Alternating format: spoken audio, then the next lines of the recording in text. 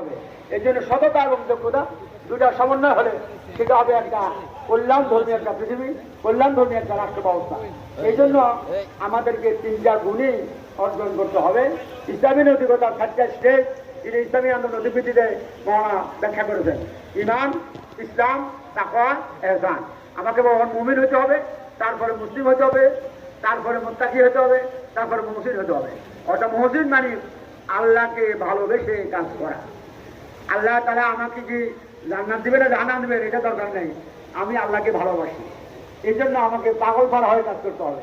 এই জন্য বানিয়ে যেমন বলছেন যে মাই কুছ দিওয়ানা চাহতা হন, আমি কিছু পাগল চাই যারা এই দিনের জন্য কাজ করবে।